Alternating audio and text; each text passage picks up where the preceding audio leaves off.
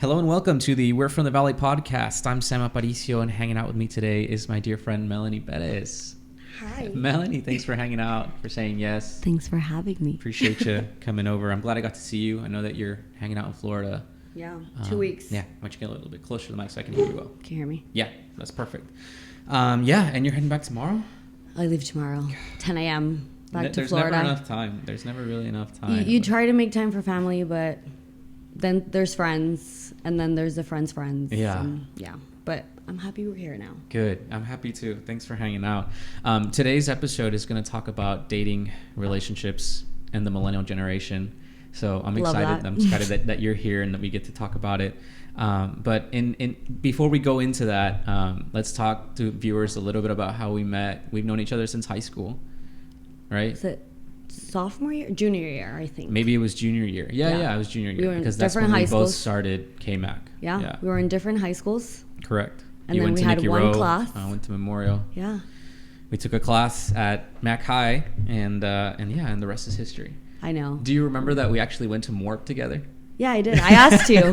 I asked you to Morp. For people who don't know what Morp is, tell us what Morp is. Morp is when a girl it's like the opposite of prom. So I had to ask a boy, and it wasn't even in my high school, Sam. Yeah, that's It was true. in your high school. So we're taking this class, Yeah. and I'm hanging out with all of your not your friends, but my friends now, but they're all in your high school. Mm-hmm. So I clearly never hung out with people in my high school, but I had to ask you. And funny, our class was a media class. We were making videos and it was. and sketches and all that good stuff. So I remember going into your computer in KMAC and putting a picture of myself, and I put Morp. So when you opened it, that's how I asked you to Morp. Yeah, and it's fun. I mean, it's literally prom spelled backwards. Yeah, Morp. it was so much fun. We had a lot of fun. We went out with our friends, and it was a good time. And that was junior year, I think. No, It was junior year. It was jungle themed too. jungle theme. Yeah, safari. It was that's safari. so It was a true. bunch of us. Yeah. We have that picture somewhere. I'm sure it's still in KMAC. Yeah, it's got to be there. Yeah, we I'm had gonna go investigate. a great time. It was really fun. So yeah, probably since junior year we've known each other, and I'm so glad that we've been able to keep in touch since then. Obviously, we're different people from who we were back then, and we're still in the same way the same. Yeah. No, it was nice connecting after so long. It's been a long time. But anyway, thanks so much for hanging out. Thanks for having me. I wanted to have you join for this particular topic because, just as we were having conversation in my living room, things feel comfortable with you. It flows. Yeah. I do feel comfortable talking about this topic with you. And so I'm excited about it. But in any case, one of the interesting things, I was reading this article about dating and relationships and whatnot, and dating in the era of social media and like cell phones and stuff like that. And I wanted to talk about this crazy statistic that I read. It said 51% of partnered adults say their partner is often or sometimes distracted by their cell phone when they're trying to have a conversation with them, which can be super annoying, right? I believe it. Has that happened to you before? I feel like we don't even catch ourselves doing it. Has it happened to you where somebody has done that to you, or you've done that to somebody? Or both? I probably have in the past. I think I'm more aware now of what I do. I think it's more of like a self-respect. But funny, I was on a date, and I was actually just talking about this 2 days ago with my brother, and I was like, I was on a date, and the whole time he was on his phone. Oof. Like he would like pick it up and put it down, and right there I was like, code red, like somebody get me out. It was just so, and again, that was just a first date, right? So yeah, I don't know I think once you're in a relationship and it gets more comfortable, being on the phone, it's probably almost like not as bad, but when you're comfortable being like in silence with somebody, right? But on a first date, like that's a red flag right there. Absolutely. And then also they probably do it like subconsciously, but it's rude. Like it's rude for sure. Needless to say, I don't talk to that guy anymore. That guy didn't get a second date. That didn't work out. Cool. Yeah, it's crazy. The next statistic that came right after that in the article was 4 out of 10 Americans in a relationship say they are at least sometimes bothered by the amount of time their partner spends like on their phone, like when they're together. But it's like, shoot, I'm surprised that number is not bigger, because if we're like out to dinner, like I wouldn't necessarily want, unless like you said, if it's like a committed relationship, you've been together for a while and you feel comfortable with each other, sometimes you don't need to talk, right? Yeah. But when you're engaging and like the other person's like on their phone, like I would be really annoyed by that. I think I would be offended. Of course. It's like, hey, like we could be talking right now and you choose to look at your phone rather than talk, but besides rather than and talk there's to like me, there's differences, right? Like I think in our generation, like where we stand, I understand if I'm out and like, you know, the people you date nowadays, right? We have careers, right? Because I've been on a date where I'm like, hey, I'm so sorry, like I really need to check this email, which shouldn't be the case. But if you're with someone and they're like on social media, or they're like, no, like this is the time to connect, right? Because we don't have time nowadays to really connect. So yeah, what was the percentage? 4 out of 10, so 40% of people are bothered by that, which I would be I'm part of the 4%. Yeah, that's why I'm saying I'm surprised it's not bigger. But in any case, at least you had the courtesy saying, hey, I'm so sorry, I have to look at this really quick. Yeah. And instead of just like, oh, hey, we're talking and then I'm looking at it's like, let me scroll really quick. Yeah, I think that's rude. Here's a really interesting one, and this it says 34% of and this is like only the people that were surveyed, right? Like it's not saying like all the people in the US, but the people that were surveyed. Out of the people that were surveyed in this particular survey, 34% of people said that they have looked at their partner's phone without them knowing, right? Which to me is always a huge no, right? Like I'm not looking at your phone. I would hate like if you looked at mine, like not because I'm trying to hide anything, but it's like if we don't have trust, how is this going to work? Yeah. Right? Like there's a privacy sense to that. I feel like I don't know how I would feel about someone going through. Again, I'm not hiding anything on my phone other than like screenshotting a bunch of memes. Okay. But I don't want it. You know, I get like if you have my phone, I'll be like, that's my passcode. Like if you need it, go for it. Like do whatever you need to do, right? But like if you're picking up my phone, to just because like you're curious, like without your consent, like obviously that's not right. But there's a back end to that. I feel like people who do that, there's all probably like an underlying issue. Yes, of course. You know, I'm not just gonna pick a phone up because I want to, right? There's curiosity to something. I get that. Like if I were with somebody that had maybe some type of trauma or something, it's like, hey, I understand. With me, I'm not hiding anything. You don't have to go peering through my phone. Yeah. My passcode is this. I'm not hiding anything, but also we need to set these boundaries. Oh, absolutely. Without a doubt. Respect. Without a doubt. I think that one's crazy. It went on to say 70% of the people surveyed said that that's not okay, and I absolutely agree. It's not okay.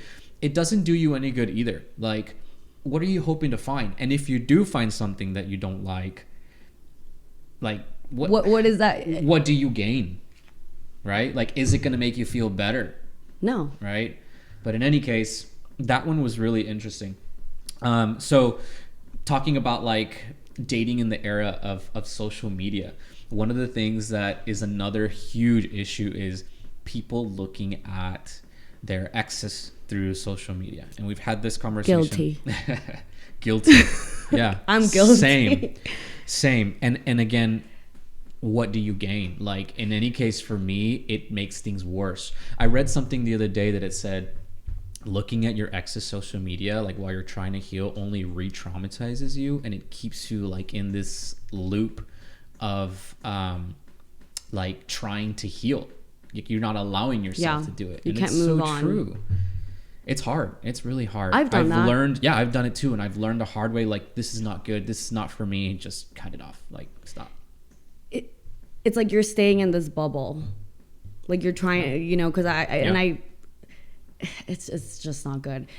I do, and I've been on both ends where like I block it, you know, like I'm just like, I'm done. And that honestly, like you said, that has allowed me to just move on. Yeah. Completely faster than if I had just been like, let me see what you're doing. Let me see what you're doing. I recently just got blocked. Oh yeah. From someone, okay. from another person. And, you know, I take things so graciously now that I'm just like, you know what, if that's what you needed to do for your own mental health, I'm so proud of you. Yeah, of course. And that's to it. To each their own. And that's it. It's like, no hard feelings. yeah, I agree. I think that everyone is allowed to do what they need to do to heal, to move on, to move forward. But anyway, what's crazy is I was looking at it was talking about like the age ranges of like people who do that. And the one age range that does it the most is the 18 to 29. It's like the 70% of people that are 18 to 29 have like checked up on like an ex. Like, and I'm like, look, if it's somebody that you used to date a long time ago, you're over it, you're healed, cool, go for it, no big deal, right? If it doesn't move you or cause you to feel anxiety or pain or anything like that, there's no, I don't see a problem with that. But if you're going through the healing process and you're trying to get over somebody, doing that, looking at their social media isn't gonna help. As much as you might want to do it, as much as you're like, I need to look, there's no benefit in my opinion. So it's you're just putting like lemon on an open the wound. Yeah, it's so because true. what so you're gonna see them at a restaurant, what's that gonna do? No, now you're just like, well, who are they? You know, it's, you're just going through this cycle, and it's not. Yeah, you're doing yourself a disservice. It's like, do yourself a favor, block it, unfollow, mute the person, whatever it is that you need to do so that you're not having to look or think about it. And that's really doing you, it's really helping you to move on in a healthy way. It's crazy though. Like, how are we at this? Like, how is this happening in our generation? Like, before, I feel like people, like our parents, weren't blocking someone on Instagram to like heal. There was no to such heal, thing. right? Like, and that's why it's the whole dating in the era of social media. You know, it's so interesting because there's another topic that I do want to talk about eventually, which is the topic of ghosting. But I mean, but yeah, they didn't have social media to, it's like, oh man, like I saw they posted something. And obviously they're out. And in a way, maybe that's a good thing, right? Because it's easier for you. You're not tempted to look. Yeah. Maybe back then they used to drive by their house. Is there a car parked outside? That was do you want to do a drive-by? The equivalent of looking at the social media as driving by their house, maybe. I believe it. I should go have a conversation with my mom after this. Hey mom, did you ever drive by dad's house? No, but it's, you know, the fact that we're at a point in our lives now, and like, you know, we are in this in between, right, of like, we grew up with like MySpace and like then Facebook came in and then we got Instagram, right? So it wasn't like we were like these kids that are growing up into it. So I'm almost like, we got a little bit of the good end, but we're still dealing with all of that, right? Like we're still part of that, this new normal, right? We were able to experience the era where, like, instead of being on the internet or on the iPad, we could go outside, ride a bike, rollerblades, things like go that. To movies. Yeah, exactly. Ask for permission to go to the movies. The movies. Have a sleepover. Here in McAllen, the thing was you go to Fuddruckers and then the movies, and vice then, versa. and then Hollywood. Yeah, exactly. Those were great times. I'm sad that Fuddruckers here closed down. Yeah, I know, but it is what it is. Okay, so moving on to the topic of ghosting. So I was reading another article that was talking about like the effects of mental health, the effects of dating apps on mental health, right? Yeah. Because nowadays it's hard to meet people. That's a given. It's hard to meet people when you have a job and you know your busy schedule maybe doesn't allow you to see different people throughout the week. Everyone's using dating apps. I myself have signed off. I have removed all dating apps from my phone because it's not for me. It's not for me. So a couple months ago, I was like, you know what? I'm going to do it. I'm going to get dating apps. Okay. And I did it. I was like, I'm going to do it. And for obviously, you know, but for the people that don't know, I grew up in the Valley and now I live in Orlando, Florida. Mm-hmm. So very different demographic and whatnot. But I downloaded dating apps, you know, and I was very nervous because I had not had them. The last time I had dating apps was 2014. So I'm like, you know what? I'm going to do it. And needless to say, I got a text message 2 days ago. And somebody's like, hey, how's it going with this guy? So-and-so said that you guys matched. And I'm like, shoot. 2 months ago, I deleted them from my phone. Okay. But I didn't deactivate them. So my profile is like roaming around somewhere, which I need to go back. But with dating apps, I gave it a try, and I went on dates. Okay, but how was the experience? I think out of the 2 dating apps, I had like Bumble and Hinge, and I went on like 4 dates. Okay. Horrible. All of them? There was good conversations. Very smart guys. I mean, very career oriented, not clingy. But then, there was those dates where it was like, I don't know. I feel like I'm more of like an organic. Like, I need to meet you the first time. Like, I can't just like meet you through like vet you. Yeah. And then like, it's like, what are we doing now? Yeah. Like now it's like, oh, you're cute. I mean, I get attraction is important, right? But it was almost like an interview, and to me, it's more like I'd rather meet someone at a restaurant, at a bar, at the gym, and have a conversation and say, hey, you know what? Let's go grab a coffee. Let's go grab a drink. So I did have very, very some interesting experiences, I will say. Okay. Go ahead. So one of the guys on the dating app immediately was like, oh my God, like, if we don't have a connection, it's game over. Like, I just don't want to waste anyone's time. Well, it's hard when you meet someone because you're selling yourself. Yeah. Like, you're going out to sell yourself, right? Like, I do this. This is what I do. This is what I do for fun. Again, an interview. And after a while, it was like, he's like, oh, you're the love of my life. First date. Like, you're who, yes, you. And it was like call after call after call after call after call. And I'm like, no, like, this is a great first date. Yeah. But like, I don't know if it's gonna like go anywhere. And then there was another guy that I went out with, and like, everyone's out on dating apps. Like, no, I'm doing the same. Like, you're meeting different people, but as we're on this date, this girl that he has been seeing as well, because he's on a dating app, sees us, and all hell breaks loose. Complete full-on fight. Oof. The guy gets slapped.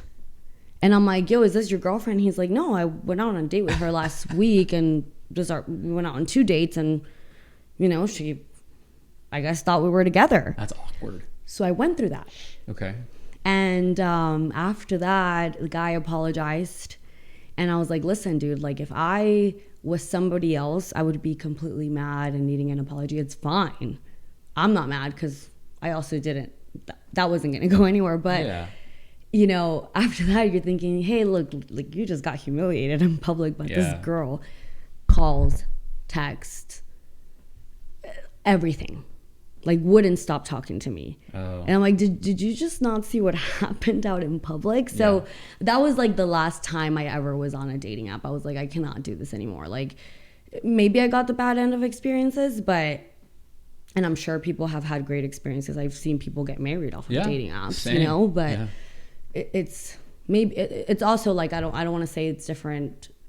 It's the same everywhere, because it does differ, but the Orlando dating scene is very interesting. So you've also been like, you know what, it's not for me. I don't think I'm gonna do it again. I do have to go back and deactivate them because I just deleted them from my phone, thinking like, oh, that's I think I did the same. I don't even remember if I actually deactivate them. But I wouldn't be on a date. I've since met people organically. Yeah. I do think that that's probably the best route for me. Of course, I'm the same way. Like, I'd rather meet somebody just like we're in the same vicinity. Maybe we kind of have known each other, or maybe we know the same people, right? Yeah. Kind of in the same circle. It's weird for me, like, meeting somebody. It's hard, like, texting. It's like, what do we talk about? Like, it's like, I don't even know you. And when you meet somebody organically, it's like, at least maybe you've been able to kind of see how they are, how they carry themselves around people and stuff like that. And if like you're in the same circle, then you can ask around, like, hey, what's this person like? Yeah. At the end of the day, it is weird. It's like you're almost trying to say, like, all right, so are you crazy? Are you not crazy? Like, you want to know those things, but without having to write out, like, ask, right? You want to be able to kind of. What's nice when you have, like, what is it, like a reference? Yeah, exactly. Like, hey, like, I met this guy, do you know him? Or I met this girl, do you know her? Exactly. Right? Like a reference. Because when you meet someone, like, I went on a date and I was like, what are your red flags? Like, what are your insecurities, right? Anybody can tell you, like, oh, I don't have that flags. We all right? do. But, You would be crazy to say we don't. We all do. Yeah. So Exactly. I've given up on the dating app. So like, I think, I don't know. Yeah, no, I'm the same. It's like, you know what? Even if that means that there's less people that I'll get to meet out there, so be it. I don't care. Yeah. Because if I'm going to meet somebody, I'd rather it be something, like you said, organic, real. Not something that I feel like I have to... We're at that age probably where it's like, look, I don't really want to be wasting time in terms of like... Fuck, I don't really want to know your favorite color, you know? we just talked about this, right? Like, we know what we want. Yeah. So it's like, do we really need to go through all of the process, like all of the... Yeah. I don't know. And look, at the same time, like that can be fun. The process can be fun, but it's like, if I feel like you're really a prospect, like a potential candidate that I would be actually interested in, and not more so like, oh, I thought you're good looking. Because that's another thing about dating apps. It's very shallow. You're choosing whether or not you initiate a conversation based on a little bio and pictures. It's very shallow. Extremely. Yeah. And then again, that's one of the things that happened to me. I was like, oh, okay, I guess we are matching also like on looks. And then I'm sitting here having a conversation with someone that I can't even have a conversation with, right? Yeah. So, yeah, I'm definitely steering away from those, keeping them cool. on the back burner. Same here. So the whole topic of ghosting is something that has arisen because of the whole dating apps. And one of the things that I was reading is how ghosting, just the effects it has on people. Because number one, it's like it kind of dehumanizes you, right? It's like, oh, you're just a profile. If somebody messages you and like you can easily just be, I'm gonna stop responding, right? Because maybe they're weird, and that's kind of the nature of it. Yeah. But if somebody if somebody does it to you, doesn't feel good, right? It doesn't fit it causes, I was reading about like the effects, right? Like it causes people to like worry and to like have anxiety. It's like, oh shoot, am I not good enough? Or like, why would that? You start to become self-conscious, and then you start to feel like you have like low self-esteem. It's not a good route. Yeah. And so at the end of the day, like, I've never been for ghosting. Like, I am much more, hey, like, I will tell you flat out if something's not working out, or if I feel like this isn't going anywhere, or, you know, I'm not really interested. I would want the same for somebody to tell me that, hey, just break it to me. If you don't like me, or if you feel like this isn't like, you don't really, are you not vibing, tell me. Maybe it takes courage, yes, but I would rather that, like, just a solid, like, you know what, I'm really not into it, than you just kind of like leaving me on red. Nobody likes to be left on red. No, this is one of my favorite topics right now. Actually, so tell me, this is like my thing right now. Tell me, because like, your I think you and it. I think the same. So, and before I even move on to like how I feel about ghosting, the way you and I feel, it's, you don't want something to be done to you. Like, we're protective, I think, you and I, of other people's feelings, right? And not everyone's that way. So we can't expect, this is something my therapist told me. She's like, you can't expect people to think the way you do, to want to act the way you do. That's right? So true. And I've always said, like, you know, kill them with kindness. Like, at the end of the day, like, you want to be treated that way, treat them that way. The only time that I could say I've ghosted someone is after I told you, like, it's done, and you're persistent, then I'm gonna stop replying. But you've taken the time to say, you know what, this is not gonna work out. Yeah. So I think there's a respect. I believe that as humans, we're living in the society where people are mean. Yeah. You know, and like ghosting, I mean, it does take a lot. If I hadn't done all the healing that I have done and the work and just been, I'm a mentally strong person, right? But if getting ghosted, I would be like, oh my God, what's wrong with me? What did I do wrong? And then spiral. But I've learned to understand that you ghosting me has everything to do with things that maybe you need to work on or whatnot. And again, but there's people that don't. And then I mean, don't get me wrong. Like, I take a day or two of like being sad, because that happened to me recently. And that's why I'm very, you know, met this guy, thought he was great, very organic. We had a great conversation. It was, you know, long distance. So in the mid, like, you know, if you looked at the whole picture, it was going to be a hard thing to kind of navigate. Yeah. You know, so when it came to saying like, hey, listen, like, when are we going to see each other? Or, like, when's the next time? It was more like, oh, you know, this is not going to work out on his end. Respect. I'm a more like, we're getting raw here. I'm like, okay, that's fine. And, you know, I'm the kind of person that I picked up the phone and I was going to be like, hey, no hard feelings. Whenever you're in Florida, whenever I'm in your area, I'm here. Let's stay friends. Like, we didn't move that forward enough to not be cool. Okay. I got ghosted. Got blocked and unblocked. So, and to our first topic, it's like, you know, if he needed to do that, whatever feelings he was processing, and he needed to do that right away in such an early stage, I respect it. The ghosting part of it, to me, it's more like I wasn't left wondering because I know my worth, right? But it's almost a disappointed because I respect people enough to say, hey, call me up. You know what? I don't see it. I don't see this working. This is not going to go anywhere. Or, you know, So I have a problem understanding people that do that, because I think there's a respect. We're humans, you know? Yeah. And with mental health being so, you know, important nowadays, since a topic that everyone's talking about, that can take a toll on people, you know? There's people that that are not strong enough to sustain that. What did I do wrong? Yeah, where did I go wrong? It's terrible for an overthinker. Terrible. It's really bad. I think it's rude, but at the end of the day, people are going to do what they're going to do. Yeah. And you did mention that we were talking earlier about it's like usually something you have to deal with, but it's a projection. Like maybe you feel like you couldn't handle that rejection, and so you don't want to do it to other people, right? So instead of like saying something, you just you find it easier to stop responding. But in my opinion, it kind of, you're not taking accountability. It's like the easy route, right? Yeah. And I've seen that happen, you know, with friends and relationships where someone communicates and someone just like, I can't, like, you know, they don't respond. And in my end, I'm like, listen, like, maybe they just don't feel, you know, they don't have the capacity to communicate. So it's like, who am I to tell you how you should react to something? Yeah. But I do think in this era, in this space that we're at in mental health, it's important to just be honest.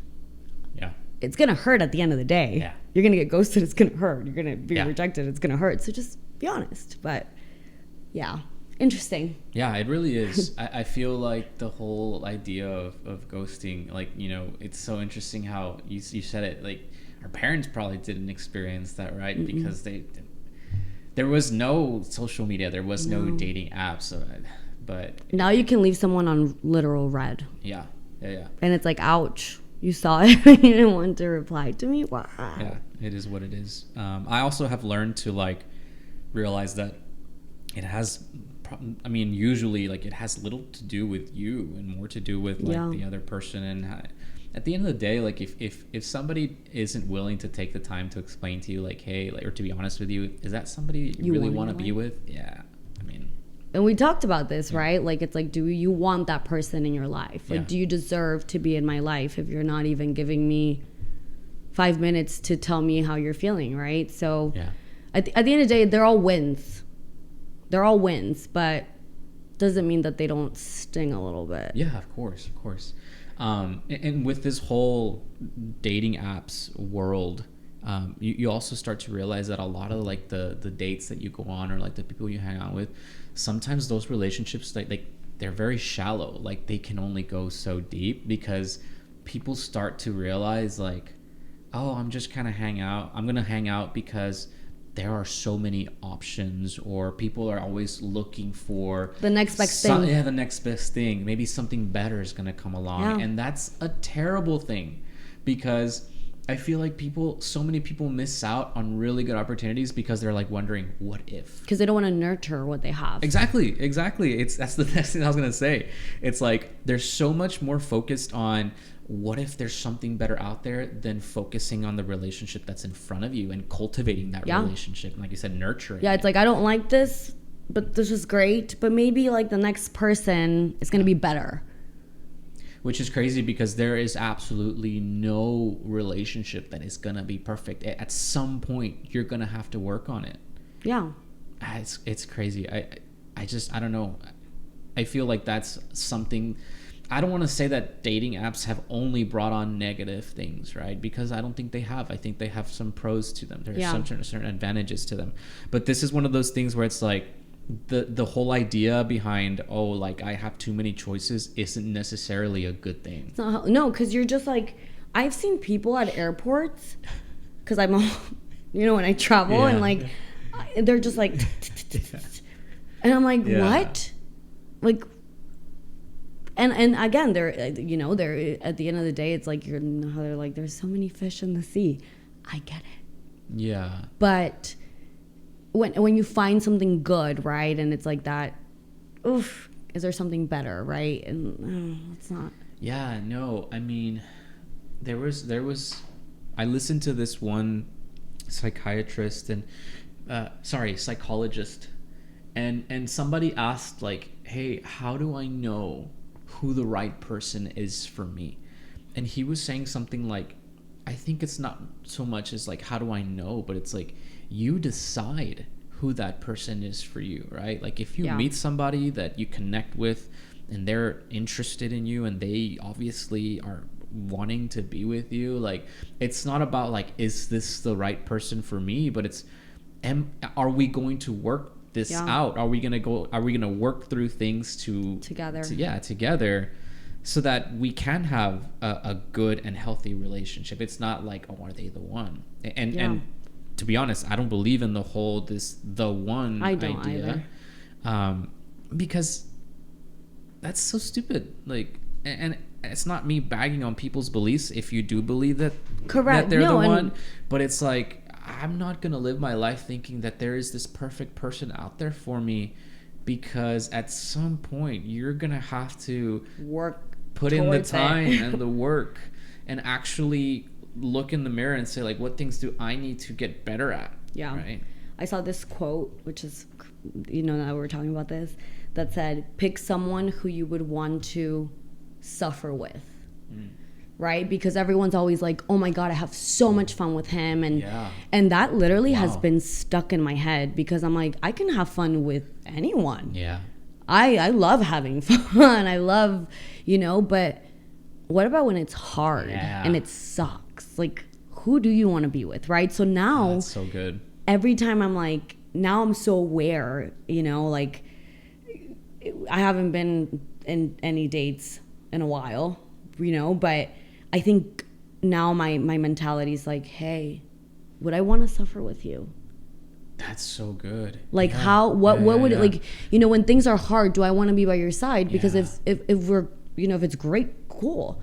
Because it's not all, again, to saying like we're all going to have problems, like nobody's perfect. And I don't believe that there's that perfect person for you, And it is inevitable. At one point you will face adversity, and who you face it with, I mean, that will make a huge difference. Anything. I mean, like, look at our parents, right? Like, I mean, my parents have the best love story. They met and they dated in, middle school, high school, college, and they're married and they're still together, and I see them holding hands, and that's beautiful. Have they been through things together? Yes. Yeah. And we've never seen it as kids, right? So I think that's important. Like in dating, I something to consider would be, hey, can we be like syncing together? And do I want to be with you? Oh, because so there's people that like, storm out, get mad, and don't want to stick through all the problems. And, I think that's something to think about. That's been something on my mind recently. So good. And it makes it much more special when you have that with somebody, right? Because that's not something that you find like you just go to the store and find it, or you jump on a dating app and find it right away. Like there's just no way. Like if you have found that, that's amazing, and I'm really happy for you. There's friends I have that I look at them and I'm like, that's your person. Mm-hmm. Because I can see that you guys can go through it, you know, and not that there has to be anything bad happening, right? But it's something to think about. Yeah, of course. Because everyone goes into a relationship like butterflies and the beginning stages of it. And that's so nice. I miss that. I miss feeling that. But it's amazing. Things are different now a little bit. You know, the honeymoon phase is awesome, but it doesn't last forever. And it's you're absolutely right. It's something to consider when you're like, what's going to happen when I feel like the sparks are not there? Right? Is there still going to be somebody here who I can lean on? Yeah. And who I will also allow them to lean on me, right? We'll support each other and pick each other up when we're down, because sometimes you realize that I guess your partner doesn't have the strength, and you're going to have to, you know, pull them up, and then they may have to do the same to you. For you. That is an interesting thing, an important thing to think about. Is this person somebody that I'm willing to suffer with? Yeah. Wow. That's awesome. And to the dating thing, I something I said today to my younger brother. I was like, listen, he's 21. I'm like, you have to date with intention when you're dating. You can't just like date. You have to think that the person you're dating might be the last person you're dating, right? Yeah. So with dating and again, like, is this who I want to suffer with? But going into it, you have to put intention into it. Yeah, of course. You're investing time, energy into it. Like, obviously, you don't want to just, oh, this is a good-looking person. Let me, you know. Yeah, let's see where this goes. No. What do they bring to the table? Right? If you go out with somebody just because they're good-looking, like, okay, cool. What's going to happen when you feel like crap and you don't feel like they're there supporting you? Or what's going to happen years from now when that beauty starts to fade? Yeah. Like, you know, that's not going to comfort you when you're feeling down, when you're feeling like crap, or you need to talk to somebody, right? Nope. At the end of the day, you're absolutely right. Like, the intention is so important. And heartbreak sucks too. Like, they're the worst. Like, do you just want to continue going? Nobody wants to. I don't want to get heartbroken again. It sucks. And it I'll be honest, I'll admit, it makes me wary. Like, yeah. I think about it like, crap, like, am I willing to go through that again? And honestly, like, we have to be, like, because there is certainly risk in dating. Like, always. You can't, there's this guy that I like to listen to. His I think his Instagram handle is Create the Love. His name's Mark something, I forget. But he basically talks about, he's like, you don't get to pick great love and bring your parachute with you, right? Like, you don't, like, you have to risk it in order to be able to have great love. Like, you can't choose the safe zone and also expect something amazing to happen, right? Like, and I'm all for that. Like, it's all in or nothing. I don't want anything half-assed. Like, I don't want anything 50%. No. If you're going to be here, like, be here. And if you're thinking, like, I have 1 foot in and 1 foot out, like, do me a solid and just kind of leave me alone. Yeah. You know, because I don't want that. Don't come mess the peace. Because I think that's one of the things we've also learned to conquer is peace. Yeah. Like, career-wise, you know, we're career-oriented and independent and whatnot. And we have those friends that are getting married and having kids, and then we have those friends that are not. And when you're so at peace and so happy, it's almost like, don't shake my boat. Yeah. If you're not willing to, like, if you don't know what you want. Yeah, it's so true. 'Cause living alone, sometimes, there's lonely times, right? And being single for a while, like, it gets lonely, but at the same time, it's like you said it. Like, I've perfected my peace being alone, and I can't just break that for anybody. No, I'm not going to. No, and one of the things that, with peace, because I'm like so at peace, I'm down, and I was telling this to one of my friends. I was like, I'm okay to settle. I'm ready to settle. Mm-hmm. I'm not down for settling. Yes. Exactly.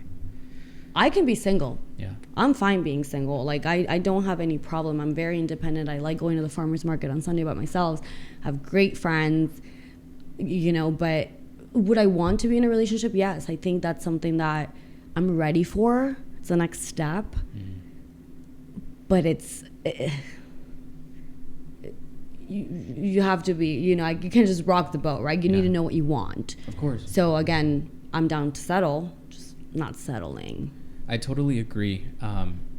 It, like I said, it does. There are times when you feel lonely. It's like, yeah, I would want to be in a relationship, of course, but I'm not gonna jump into a relationship with just the next random person because I feel alone. Yeah, yeah. There's no way. Like, I would rather be in my own company, you know, alone for however long I have to be alone, than to just say, you know what, like, you're okay. You might. Which a lot of people are doing that nowadays. A lot of people are doing it, and there's no hate, because I get it. Yeah. Because I get it. It is fucking hard. It sucks sometimes.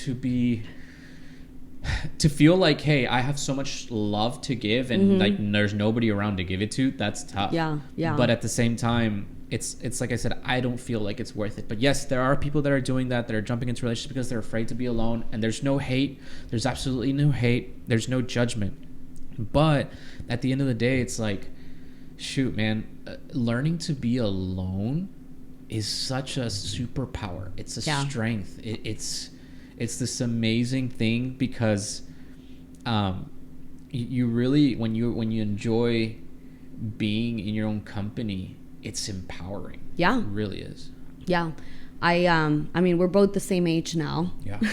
And I recently went through the whole crisis of like, I'm not married, I don't have a kid, I don't own a house, you know, I'm just, my money's going to an apartment complex kind of thing, right? And, you know, we're all going through different paths in life and whatnot. And, you know, again, there's like another, I think it was like a meme that I saw. It's like, why don't we get recognition, right? Like us single people, like, right? Like, congratulations on your promotion. Congratulations on your new apartment. But it's like, you know, so I think, you know, going through that whole, like, oh my God, like, where am I supposed to be? And you saying like being at peace takes a lot.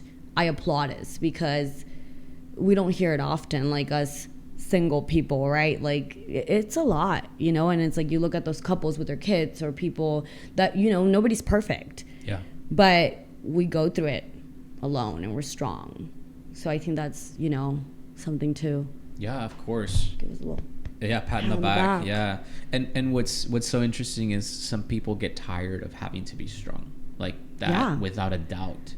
I mean, I've been defeated. You go through moments of weakness. You go through things where it's like, shoot, like, it's nice to have somebody, like I said, that you can lean on, and that can lean on you. And so, of course, that's something to be desired, right? But at the end of the day, like, yes, you're right. I mean, the single people go through a lot, especially like I have a long week at work. And this is an example of my life. It's like, you have a long week of work, and then you come home, and it's like, yeah, I enjoy going out, hanging out with friends and stuff like that. But sometimes you're like, man, I just really want somebody to like hug me right now, and you know, and, you know, to hug and to say like, you know, it was a tough week. You know, let's just kind of binge, you know, Netflix or something, or let's like eat our weight in pizza. You know, something like somebody to do it with. Let's watch TV and not talk. Oh, yeah. I love that. I like love that on too. A Friday, like, you want to get a pizza and just like watch The Office and not talk. It's like I was telling you, like, when you're like in a committed relationship, you've been with each other for a while, and you can be with each other comfortably in silence. Yeah, it's really nice. Yeah, because it's like we know we're here, we know we're with each other, and we don't even have to speak, and that's very intimate. Like that's one of those forms of intimacy that's like, it's so amazing. Like, you can value that, right? It's special. Yeah, because you obviously can't do that with just anybody. No, because it gets awkward. Of course. I do. We are people that do, and as strong as we both are, you know, because I feel myself always very strong.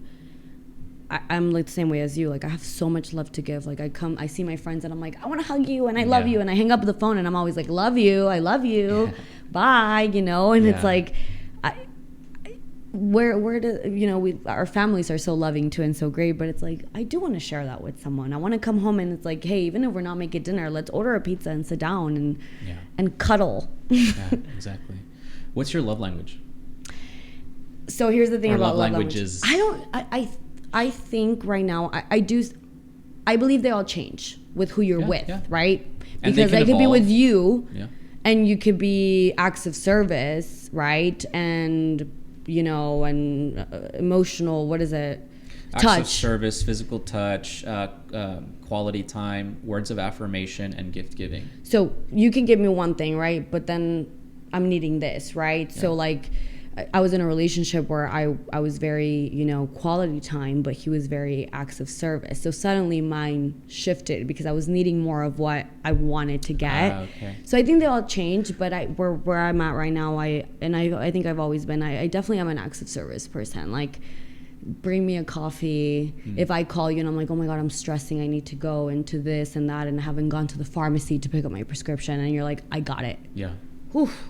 Woof. Cool. Yeah. Okay. You know, I think what about you? You could argue that the ideal situation is we get all of them from our partner, right? I mean, we should. That's the ideal situation. Like, I would hate for like to be in a relationship where there's never any gift giving or there's never any words of affirmation, right? Like, I feel like at some point you want to be able to bring like me flowers. Embody all of them. You know, like I don't like gifts, but it would be nice to get. You know, so as in the essence of it, you're right. Like all of them are important. For me, without a doubt, physical touch. Yeah. Like 100%. You've always been like that. Yeah, I've always been like that. Physical touch, words of affirmation is so important as well. And quality time too. Like, hey, just be here, you know. Yeah. And let's spend time together. I love that. I don't really need gifts, right? Like, I do like to give gifts and little details. I think those are important. But in terms of receiving, like, I do love physical touch, physical affection, words of affirmation as well. You know, like, I like to hear, you know, that you want to be with me, right? Correct. Like, things like that. Well, and then now that you're saying that, we do, all of us need all of them. Yes, and why are we not deserving of all of them, saying. right? Like, you don't want to go through a relationship where, like, one of them is never present. Right? No, like, you would want to receive them all. I couldn't, you know. And I think we tend to gravitate towards like specific ones, but ideally you would want to receive and be able to give all of them. Well, and now it's like we're at a stage in life and our generation where it's like you're dating someone and then it's like if you have like different places, you're somehow at one point coexisting together. So it's like acts of service are very important, like quality time. You know, like, did you take out the trash? Like, you know, little things like that are so important that if they're not all there, and they are there in like little ways when sometimes we can't see it, but yeah, I would, of course I want them all. Yeah, I think that the more aware you are of like the needs, like your needs, the better you're able to, and the better you're able to communicate them, the better relationship that you'll have. Yeah. Right? You can't expect your partner to read your mind, right? And so I think advocating for your needs is super important, right? And so at the end of the day, to better the relationship, having the self-awareness of what are my love languages, or what do I need, is so important, right? Yeah. And for my partner to tell me as well, like, hey, how do you need me to show up for you? I think that's super important because if we never speak it, how do we expect it? No, right? and it does changes a lot when you do speak it. I've seen it. Yeah, I've seen it absolutely. Where like people are like, no, like it wasn't working out, and then suddenly he's like, that's what I need, and it's like complete 180, and I'm like, well, there you go. You know, I'm strongly against this. Well, if I have to ask for it, I don't want it. No, because in essence, it's like you teach people how to love you, right? Like you teach people what your needs are. Like nobody is born knowing right away, like what you need. Know everything about you. No, it's like, help me to learn that, right? And I will do the same. I will help you to learn how you can make me feel better. Or like if I have a meltdown, you know, I'll tell you how you can help me feel better. And if you have a meltdown, tell me how I can help you. Yeah. You know, I think that's super important. And it's almost unfair. It's unfair of you to expect for your partner to know that right away without you ever telling them anything. Yeah. But again, and I think this is so important for younger people to hear, right? It's like, it's okay to not be playing this little game of like, you figure me out. Oh, I don't have time for that. Or I can't text him back right away. Oh, no, yeah. You have to wait like a little bit because I'm like, no, listen, if I don't text you back, it's because I haven't touched my phone because I'm on my phone. So I'm like, whoop. Yeah. You know, it's like, what is this expectations and things and rules? So many rules. Then in a certain way, like you start to become someone else in order to get attention, right? Or affection from somebody. I hate it. I hate the game. I hate that. It is a game, though. Yeah. It's so sad. Yeah. Because I'm a fast texter. I'll call you if I need to tell you something. I'm just But I'm also like, if I'm interested in you, I don't want to have to fake that I'm not interested in you. Right? Right? What kind of game is that? And also, if you're interested in me, let me know. I like that. Yeah. Right? I think this little mysterious game. I'm like, what is that? like, and also like, yeah, like if I'm working and I don't get to text you back right away, like this isn't because I'm trying to play games. It's because I'm legitimately busy. But when I have time, I'm intentional about letting you know that you have my time and attention. None of this like push pull. Like I get that people like that, and I get that it moves people. But at the end of the day, and I think it also shows like where we are in terms of our age, right? In terms of like the levels of maturity, because like when I was younger, like, yes, I would do all those things. Oh, same. Right. But it's like, you know what? Like if you like somebody, like let them know. Yeah. Let them know. And if they feel like you're being too clingy or like you're being intense, cool. That doesn't sound like it's the person for you. No. You know? No. The person for you is gonna accept it. Yeah. Match your energy. I agree. Or let you be, right? Like, I agree. You know, like they're gonna love you for who you are and let it go, right? Or be on the same level. So people need to start being honest, and I think that's the problem in our generation. It's that game. It's that, oh, I shouldn't text them back first, or I shouldn't call, or I shouldn't call. It's yes, pick up the phone. Yeah. What are you doing? You know, I've asked people out. Yeah, I think that's awesome. I love that. I'm all for it. So many great missed opportunities because, you know, you're like, oh, should I do it or not? Yeah. Like, no, let somebody know. I'm all for women also like making the first move. Like, hey, if you like me and you think that I might be into you, but like, cool, let me know, right? Yeah. Or even if you don't know and you're taking a leap of faith, say it. What's the worst that can happen? Yeah, agreed. I mean, I'm a guy. I have experienced rejection. I know what it's like, and it's like, cool, okay, like. I asked a guy out once and I got rejected. Really? Yeah. I'm so happy that you did. And I was like, okay. And you're like, well, cool. It all right. stung. Nimolo, you move on. I was like, what? Yeah. And I'm like, well, okay. Rejection's but you know never what? fun, it's good to be on a guy's, you know, because you guys are the ones always doing the asking, right? So it's like, me, you know, I went back and I was like, okay, take the L. I've also had girls tell me like that they like me first, and I'm really appreciative of that, right? Because maybe you start to have this fling, but you're not really sure, and if nobody really like says anything, that could be a missed opportunity. Yeah, you know. But yeah, I'm all for that. Like, women should be able to feel comfortable making the first move, and I know some guys maybe don't like that, and that's to each their own, right? Yeah. Yeah. But at the end of the day, like, I have mad respect for women who do that because it takes courage. It does. It really does. Being rejected is not fun for anybody. No. But I mean, it's a part of the process. It's a part of the process. Yeah. You talked about the generation, and that's the next topic that I wanted to go into is like the millennial generation and how we experience these things, like the whole dating and stuff like that, because we notice how people are starting to either get married later or they choose not to get married at all, right? Yeah. And there's a whole lot of factors that come into play, but we're not getting married like our parents. My parents, my mom was 21 and my dad was 23. Your mom was 21? Yeah. When they got married? Yeah. Wow. Yeah. How about yours? Do you know? My mom was 24. Okay. Because I remember I had all these expectations that I needed to get married at 24. Okay. And my dad was 26. Still married. Well, that's still pretty young though, right?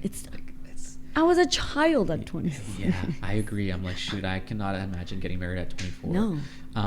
But my mom at 25. Okay, so I'm come from a family of there's 4 siblings, and then myself. So there's 5 of us total. I have 4 sisters. And she had my 3 older sisters by the time she was 25, which is nuts, right? It's gnarly to think about that. And then she had me when I was 30. So like I'm 30 now, and I cannot imagine having 4 kids already at this time. No. But again, I think that it's so interesting how our generation, the millennial generation, is like, no, like I don't have to have kids. And my parents have started to tell me, like, for a while now, they've started to tell me like, hey, you know, we want grandkids from you. Like, and it's like, well, y'all gonna have to wait, because at this point in my life, I don't even think I want kids. Yeah, I've struggled with that. And that might change. Yeah, like, yeah. I think it also changes when you're with someone. Oh, absolutely. Because that's happened to me. I'm like, I really like this guy. I'm like, it can make all the difference. If you have a partner that's like, oh my gosh, like, why wouldn't I want to procreate with this person? Yeah. Right? Maybe you see them and you're like, man, to think about creating somebody, a human being with you, it's an amazing thought, of course. Yeah. But being single, I'm like, hell no. I cannot imagine having kids. Like, yeah, maybe it's because I'm not with somebody. But even then, yes, my thought process might change. But I tell my parents, I'm like, look, I'm not going to have kids just because you want me to.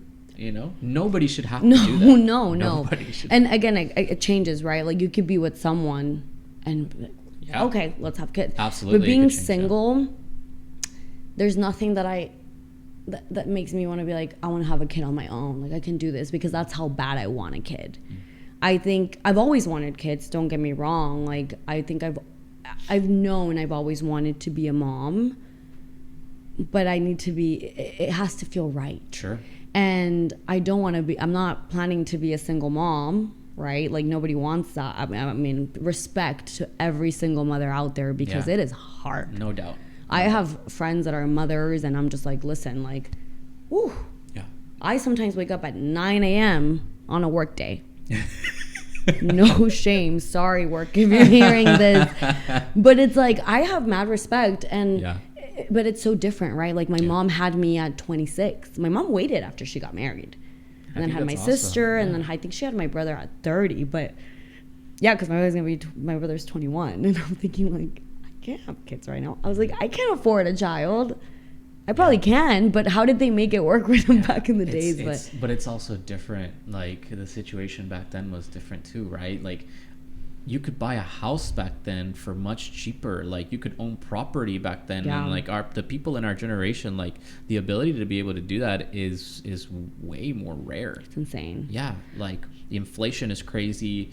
The housing market is ridiculous. Like, people like the generation of our parents, like, it's more common that they were able to buy property, or that they were able to buy a house. And it's like, I have friends that I'm like, dude, I don't know when I'll be able to buy a house. You know? And right now, like, I'm renting, and it's like, this is much better than me being able to, than me having to commit to something that I'm like, shoot, no, let me put more money away because I can. Yeah. You know? Yeah. I don't want to be scrambling. No, it's hard. And I think, you know, with our generation, it's almost like half, because I see, you know, I have friends that are my age and are married and with kids and all that. But then, you know, after college, and one of the things that I was telling you earlier is, we grew up in the valley, like the border, but everyone's like, oh, you're from the valley, and they're like, California. I'm like, no, McAllen. 956 956. But we grew up in the border, which means some of us, you know, most of us have Mexican parents. I grew up in Mexico. You know, I was born here and then grew up in Mexico. And I come from a generation where you see your parents, like, date, you know, your parents dated, my cousins didn't leave the house until they got married, right? And then we come into this American generation where things kind of shift a little bit, right? After college, I moved. I left the 956. I went to Florida. Things shifted. I focused on my career. So whether you left for college, you know, you left. So I think, you know, not that you have to leave or you have to stay or anything, but our generation, we want different things too. I mean, I don't know about you, but like, I was so career focused that, you know, I went through my 30s and I'm like, shoot. Yeah, no, I agree. I remember right after college, when I finished undergrad, I remember thinking, like, I'm not ready to put down any roots yet, and I'm not moving back to the valley. And that's when I took off to South Korea. I know, you're like, peace. Let's go. I was like, I'm out of here. And I love that because I Good got to for experience you. so many things. You right? loved it too. I really did. Memories that like I'll take with me for the rest of my life. And I'm so glad that, you know, if I wanted to go back, I could. Yeah. Right. And I have friends out there that I consider family, you know, Yeah. it's considered my second home. But I wouldn't have been able to do that if I had gotten married, you know, like obviously it's one of those where it's like your priorities change. Right. And I'm not somebody that's against marriage. No, me But either. I'm also like, you know what? I'm going to make the most of the time that I have and enjoy my singleness. Yeah. That I love that, like enjoying your singleness, and a lot of people are like, oh, well, you're single, you're alone. No. There's a difference between being lonely and being alone. Yeah. Maybe it does get lonely. There's like we Absolutely. just talked about You experience this. lonely times being single. But you're not like, oh, I'm lonely every day. Like, you know how to be alone, right? And this generation that we're in, and our decisions and choosing career, like most of us, like you said, we're choosing careers. Yeah. We're choosing travel. Like I love that I can, like a couple weeks ago, 2 weeks ago, it was a Saturday, and I may have had 2 margaritas, maybe 3, and I booked a flight. That's awesome. And I'm like, I'm going to Chicago for no reason. I was like, oh yeah, okay, let's go, right? Yeah. I can do that. Exactly. And my That's sister the even beauty said of the it. other day, she's like, Melanie, you don't have kids, you're not married. Spend your money, girl. I mean, Yeah. don't get me wrong, I have a 401k Yeah. and I have a savings account, but Yeah. I'm like, you know, and I'm enjoying it, and I think because I'm enjoying it, I'm just like, look, if the right person comes, they're gonna jump on board, and we're gonna do this thing called life and adventure. And that's the thing, right? You would want it to be somebody who's like kind of in that same boat, or like has kind of the same vision, same values. Like, hey, let's enjoy, you know, the time that we have, and that supports you. Yeah. But yeah, that's the beauty of it, and those are the factors that come into play, right? People are getting more degrees, people are going to school longer, people are wanting to travel, and rightfully so. I'm like that too. It's like, when was it? I took an impromptu trip to LA. Like the first time I was like, I remember. You know what? You remember? Yeah. And like, I love that. Like, just to be able to do that, or if I want to go and see my family in Mexico and stay a couple weeks, like You can. I can do that. I want to do that. I'm on my own calendar. I eat when I want to eat, and I do what I want to do. I go where I want to go. So at the end of the day, it's like, people shouldn't have to get married because they feel this pressure, and maybe they do. A lot of people in the Hispanic culture, like in this, in this culture, there's like this almost like expectation. Exactly, the expectations. Like, you need to be married. Mijito, ya cuando te vas a casar. Y los niños y el novio. Like my aunts call me and they're like, y el novio, tienes novio? And I'm like, no. My parent, es que ya queremos nietos. Ya queremos nietos. That's something I struggled with a lot. Because I'm like the oldest, and I'm like, I'm not gonna give you a grandchild. And for me, I think it's like this: soon. you're the boy. the boy, and you're gonna pass on the last name. We want you to pass it down. It's like, all right, cool. Like, hold up. Yeah. You know. Yeah. There's this pressure, though. I don't know how you feel with your parents, but like, I did feel a lot of pressure at one point. Like, why don't you just marry this? Like, just settle down. And I'm like, I don't. I don't allow it to get to me. They do tell me, but I'm like, look, y'all are gonna have to wait, because right now, like, the way things are, I'm not trying to rush. Yeah, I've always been that way too. Like, yeah. And so, you know, it's understandable when you feel, like, people feel that pressure. People feel like, hey, like you said, that expectation, but we shouldn't. It's a lifelong commitment, right? Like, you shouldn't rush into that because somebody's telling you to do it, or having kids. Like, do it when you're financially ready. Do it when you feel like you have a partner who's going to support you and help you through that, so you can, you know, raise a child together. You know, it should never be a rushed or a forced thing. One of my friends, he was saying like, oh yeah, my mom at my age had 2 kids, and she was like, you know, she already had us and was going out and blah blah blah. And I'm like, well, you, and I turned it around and I'm like, well, what about you? Like, you're her age and you don't have 2 kids. And he goes, honey, I have 2 degrees. I'm like, okay, drops mic. But it's like, that just was like an eye-opening moment for me, because I'm here, I'm present, I know what I want, but I forget sometimes. And then I have friends reeling me back to, it's like, girl, like, we're at a different, like, we want different things, right? Like, I don't, you know, and I love all my friends, and I come and I'm going to be auntie, and I love seeing the kids, and I love kids. Don't get me wrong. I'm so good around kids, and I respect that. But as I respect that, my friends are always like, where are you booking a next trip, or what are you doing next? And the priorities change, right? But I do think we have to stay true to ourselves. At the end of the day, like dating, you have to stay true to yourself. Like, what do you like to do? What do you enjoy? And then that person hopefully will come and match your energy or support it. Yeah. You know? Yeah, I agree. And I think that's how the cookie crumbles. I like that. Match your energy or support like what you like to do, because you don't need to like what I do, to, but if you like me, you're gonna be like, go off, girl. You don't we don't have to have all the same likes, and we don't have to have the same hobbies. No, I mean, appreciation is important, of course, and support. But even amongst the differences is like, how are we going to make it work, right? Amongst what we have different likes. Yeah, and you grow, right? Like, I think before I was very like, I don't like this, and I don't want that person to have this. Yeah. And now I'm like, be yourself. Yeah. Do whatever you want. What makes you happy? Okay, I support that. Yeah. Because I want you to do the same for me. Mm-hmm. And if we get along and I can see myself suffering with you, let's go. So. If you find somebody you can suffer with.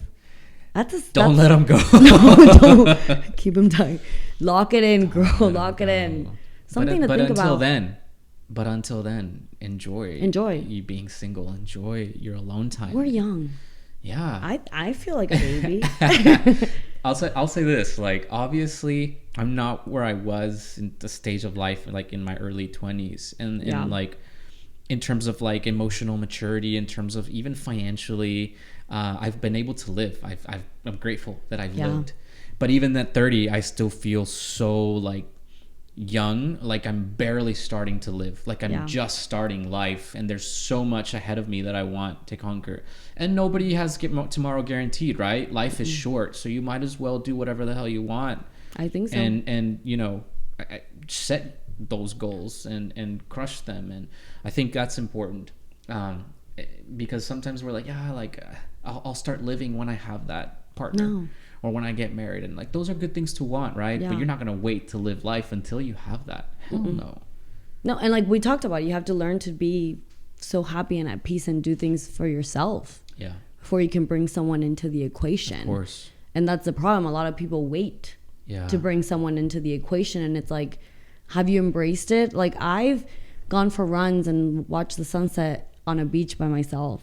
I've taken trips by myself.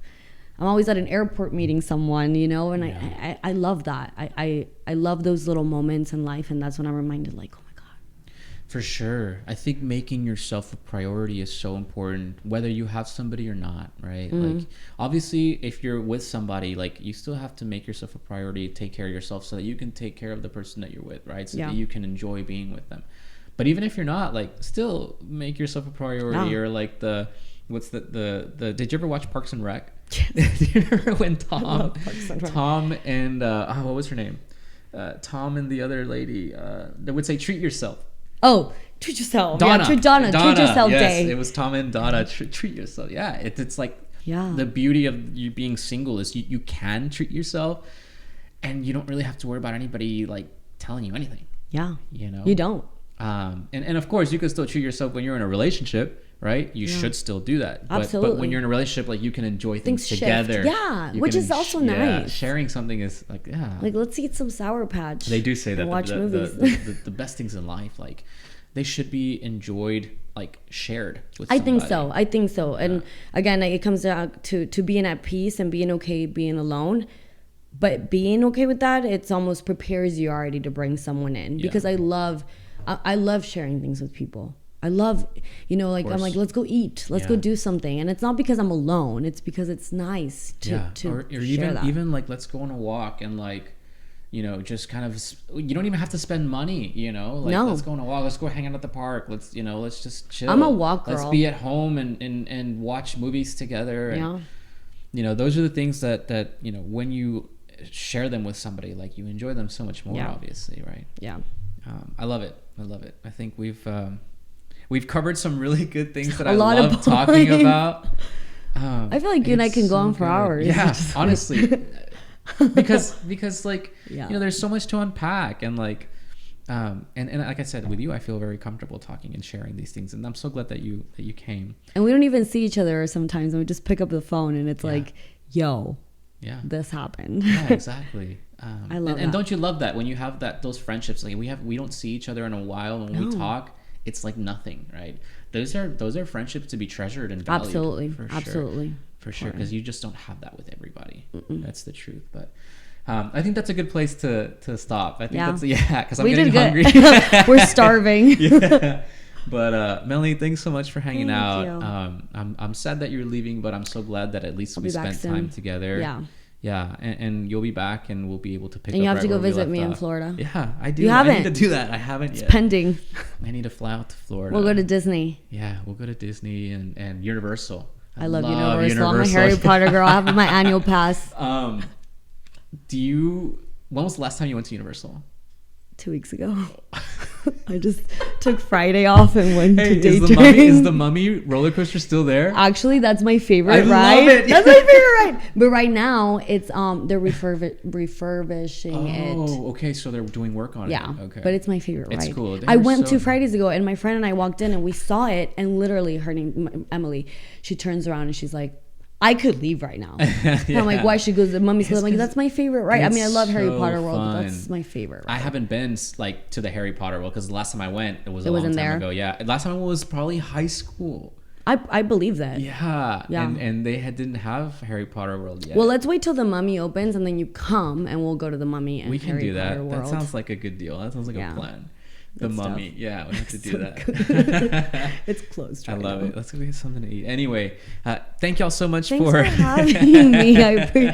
Fun times always. Thank you for hanging out. I loved it. Thank you guys so much for listening to the We're from the Valley podcast. Y'all have a good night and take care.